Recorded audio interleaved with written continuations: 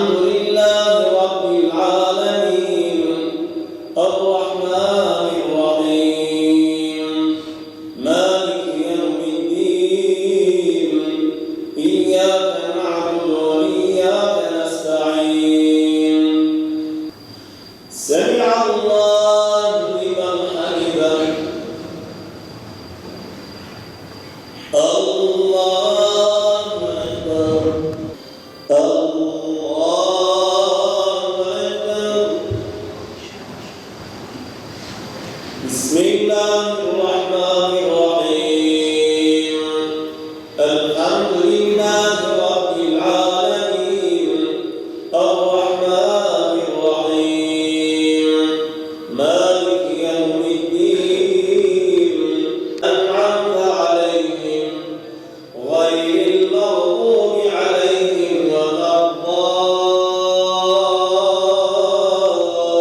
الضالين آمين ربنا إننا سمعنا مناديا ينادي للإيمان أن آمنوا بربكم فآمنا ربنا وآتنا ما وعدتنا على رسلك ولا تخزنا يوم القيامة وبارك لنا فيما أعطيت وقنا ربنا شر ما قضيت فإنك تقضي ولا يقضى عليك ونتوب إليك وصلى الله على سيدنا محمد النبي الأمي وعلى آله وصحبه وسلم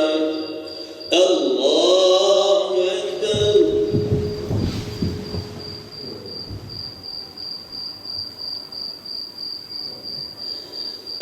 الله أكبر الله أكبر الله أكبر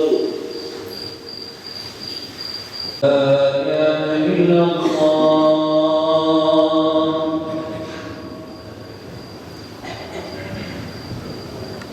Muhterem cemaat, bu yarın cenaze namazı kılacağız şimdi. Niyetimizi şekle getireceğiz. Niyet ettim, Allah rızası için Gazze'de şehit düşen bütün şehitlerin cenaze namazını kılmaya uygun hazır olan imama Allahu Ekber diye niyetimizi getireceğiz. الله أكبر Bismillah.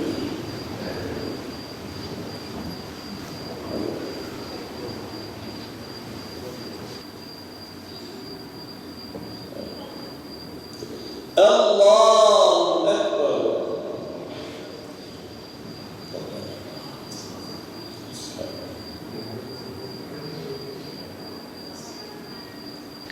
الله أكبر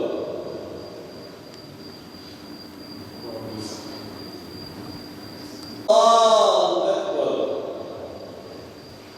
السلام عليكم ورحمة الله السلام عليكم ورحمة الله لله ولروحهم الفاتحة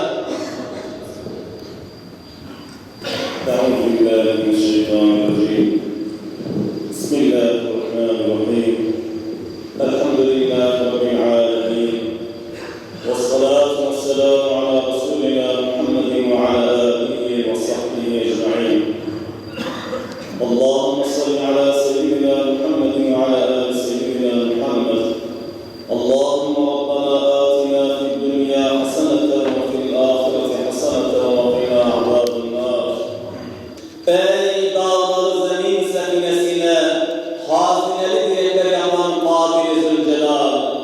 Ey Hâlik-i külli şey, ey var olan bütün varlıkların sahibi, hakimisi Yüce Allah.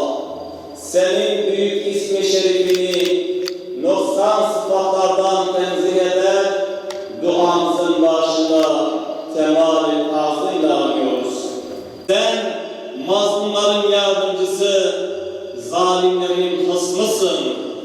Mahzun ve masum gönülleri her türlü zulüm, bela ve musibetten muhafaza eyle. Ey hayatın ve ölümün sahibi olan ve şehadeti bizlere en kutlu ideal olarak tanıtan Rabbimiz, Miracın şehri Kudüs uğruna, yerle bir edilen Gazze uğruna, canını feda eden bütün şehitlerimize rahmet eyle. Yaralanan kardeşlerimize acil şifalar ihsan eyle Allah'ım.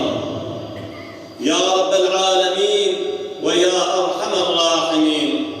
Bugün Filistin ve Gazze başta olmak üzere yeryüzünün birçok yerinde zulme ve katliamlara maruz kalan, vatanları işgal edilen, camileri harap edilen, hakları, hukukları ihlal edilen bütün kardeşlerimize yardım eyle. Hz. Muhammed Mustafa sallallahu aleyhi ve sellem gibi zalimin karşısında mazlumun yanında olmayı, iyiliği emredip kötülüğü engellemeyi, hakkın yanında olmayı, adalete ve merhamete çağırmayı bizlere nasip eyle Allah'ım. Şu mübarek gün ve seher vakti hürmetine ilk kıblemiz Mescid-i Aksa'yı ve Peygamberler şehri Kudüs'ü, mazlumların yurdu Gazze'yi zalimlerin işgalinden bir an önce kurtar Allah'ım. Ya Rab, Miracın basamağı Mescid-i Aksa'yı korumayı, bu uğurda mücadele etmeyi yeryüzündeki bütün Müslümanlara nasip eyle. Ümmet-i Muhammed'e birlik ve beraberlik ihsan eyle Allah'ım. Rabbimiz, sen bizim Mevlamızsın. Kafirlere karşı bizlere yardım eyle. Zalimlere karşı bizlere yardım eyle. Azgın topluluklara karşı bizlere yardım eyle. Yüce dinimiz İslam'a bizleri hizmetkar eyle. Dualarımızı kabul eyle Allah'ım. Vel ahirin ve selamun alel murselin velhamdülillahi rabbil alemin. El Fatiha.